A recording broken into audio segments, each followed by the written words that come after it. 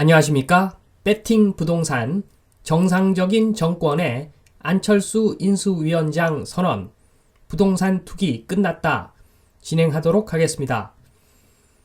자, 대통령 선거가 끝나고 저는 사실 그 윤석열 정부가 토건 정부가 될 수도 있다 이런 걱정을 좀 했었는데 지금 그런 그 걱정을 상당 부분 해소하는 그런 안철수 인수위원장의 선언이 최근에 있었습니다. 자, 안철수 인수위원장 기자 간담회 내용 정리를 하겠습니다. 자, 전부 다 5가지를 이야기했는데 자, 첫 번째가 공정과 법치, 민주주의 복원을 이야기했습니다. 자, 만인은 법 앞에서 평등해야 된다. 특히나 그 입시, 그 다음 취업 등에서 우리 편은 봐주고 상대편은 죄를 뒤집어 씌워서 속된 말로 그 자화족치고 이런 일들 있으면 안 된다. 자, 그리고 민주주의를 복원해야 된다. 자, 언론 장악 이런 거 하면 안 된다. 요게 첫 번째로 이야기한 부분입니다.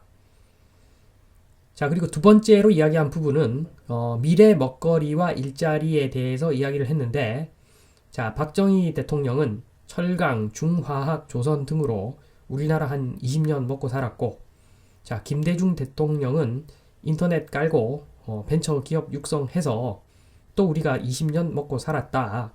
그런데 지금은 크게 준비된 게 없기 때문에 4차 산업혁명을 빨리 일으켜서 앞으로도 한 20년 먹고 살아야 된다. 자, 이런 일을 하는 것이 급선무다. 자, 이런 이야기를 했습니다.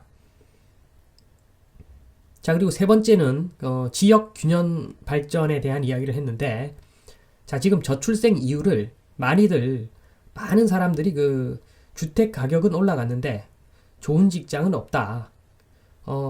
이게 다르게 이야기하면 자, GDP는 그대로인데 그냥 주택 가격만 장난쳐가지고 올려놨다. 자, 이 의견이 많다라고 합니다. 여기에다가 안철수 위원장은 한 가지를 덧붙입니다. 자, 지역 균형 발전을 실패했기 때문에 이러한 현상이 가속화되었다. 자, 이런 이야기를 합니다. 자, 이게 첫 번째 부동산 관련 내용이죠. 자, 그리고 네 번째로 대한민국의 지속 가능성에 대해서 이야기를 하는데 자, 가장 큰 것은 OECD 부채 증가 1위 그래서 재정 건전성이 악화되고 있고 자, 이런 상황에서 우리는 연금 개혁마저 시급하게 진행해야 되는 그런 상황이다. 자, 이게 그 지속 가능성에 대한 가장 큰 내용이고 두 번째가 저출생 고령화, 인구 절벽에 대한 이야기죠. 자, 그래서 이 부분에 대한 해결책도 찾아야 된다. 자, 그리고 당연히 탄소 중립도 추진해야 된다. 자, 이런 이야기를 했고 자, 그리고 마지막으로 5번째 국민 통합. 자, 지금 생존을 위해 전 국민의 지혜를 모아야 하는 그런 시기이기 때문에 갈등을 해소하고 국민 통합을 해야 한다. 이건 필수다. 이런 이야기를 합니다. 자, 총 5가지 이야기를 했는데 제가 봤을 때는 제가 이 그 인수위원장의 그 기자 간담회 내용을 봤는데 상당히 진정성 있었다는 판단을 합니다. 자, 그리고 같은 날 또 다른 희소식이 있었습니다. 자, 2번 윤석열 대통령 불확실성 해소. 자, 친인척 감시 특별감찰관 재가동하겠다는 약속을 했습니다. 친인척 감시 특별감찰관 제도는 민주당 발의로 박근혜 정부에서 최초로 시행을 했습니다. 자, 2014년이죠. 박근혜 정부에서 시행을 하다가 문재인 대통령 당선되고 나서 5년간 공석으로 둡니다. 자, 이거 보면 한마디로 메롱이죠, 메롱. 자, 민주당에서 발의를 해서 박근혜 정부에는 잘 가동을 하다가 문재인 대통령 당선되고 나서 메롱하고 안 하는 거죠. 양아치입니다, 양아치. 이런 게 양아치죠. 자, 그리고 3번 요거를 지금 이제 다시 가동하겠다고 약속을 했습니다. 자, 그래서 저는 그 윤석열 처가 쪽에 그 리스크가 윤석열 대통령을 토건 대통령으로 만들 수도 있다라고 걱정을 했었는데, 자, 이런 윤석열 처가 리스크 해소가 어느 정도 가시화되었다. 자, 그리고 무엇보다도 저는 윤석열 대통령도 민주 그 양아치 그 정권 2로 봤는데 뭐 지금 약속은 없었지만 안철수 인수위원장 임명을 하고 이런 행동들 여러 가지 행동들을 봤을 때, 자, 윤석열 대통령이 이끄는 그 정부는 이전 정부와는 확실히 결이 다를 것이다. 자, 이렇게 보면 된다고 봅니다. 거의 51% 이상 확신을 합니다. 자, 49%하고 51%하고 엄청난 차이입니다. 3번, 똑똑한 사람들 특징. 자, 이것에 대해서 이야기 좀 하겠습니다.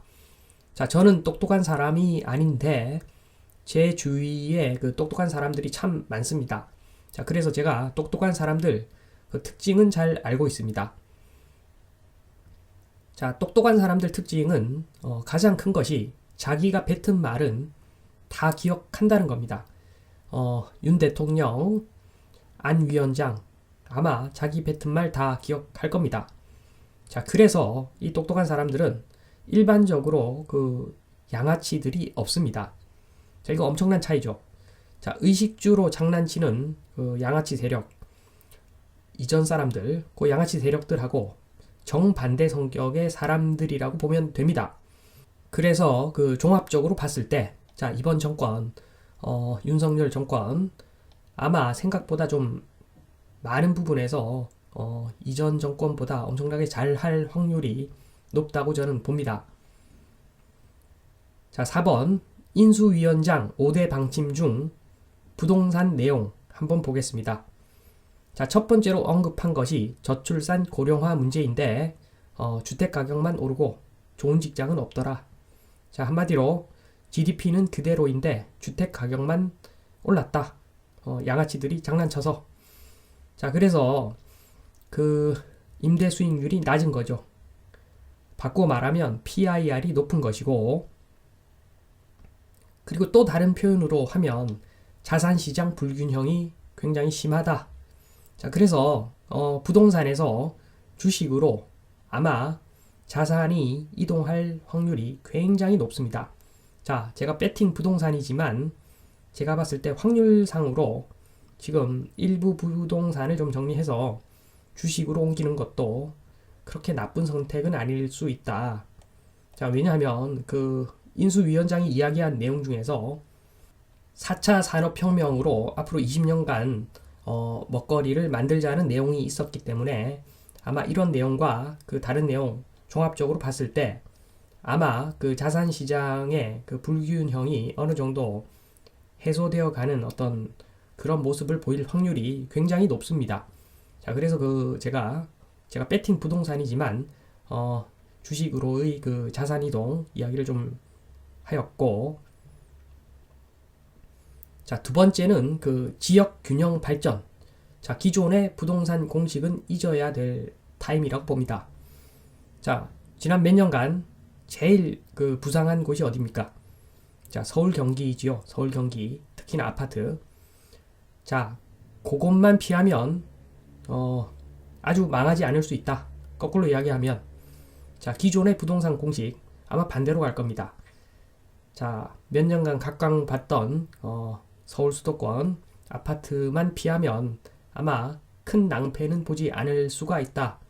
저는 이렇게 해석은 됩니다.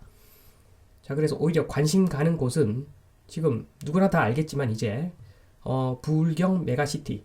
자, 그 중에서 많이 오른 부산은 좀 힘이 빠질 것 같고, 울산도 아니고 제가 봤을 때는 부울경에서 경 쪽으로 아마 땅값이 좀 집중돼서 오를 그럴 확률이 높을 것 같습니다. 자, 그리고 두 번째로 제2의 메가시티, 제3의 메가시티 충분히 생각해 볼 수가 있을 것 같습니다. 자, 부울경 아마 다음 타자가 전라도 쪽이 될 것이고, 그리고 뭐 제3, 제4 쭉 나갈 수 있다고 봅니다. 자, 그런 과정에서 상당 기간 동안 아마 몇 년간 각광받았던 그 수도권, 서울 수도권, 뭐 세종까지도 대상이 될 수 있습니다. 아무튼 그런 지역들은 크게 재미가 없을 것이다.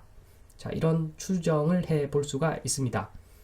자, 그래서 제가 정상적인 정권의 안철수 인수위원장 선언, 부동산 투기 끝났다라고 하는 것은 자, 그런 의미입니다. 자, 몇 년간 각광받던 그 형태의 그 부동산 투기는 끝났다. 따라서 오히려 소외받은 지역을 중심으로 조금 살펴보는 것도 괜찮다. 자, 물론 지금 이번 정부는 지난 그 민주 양아치 정부하고는 결이 다릅니다.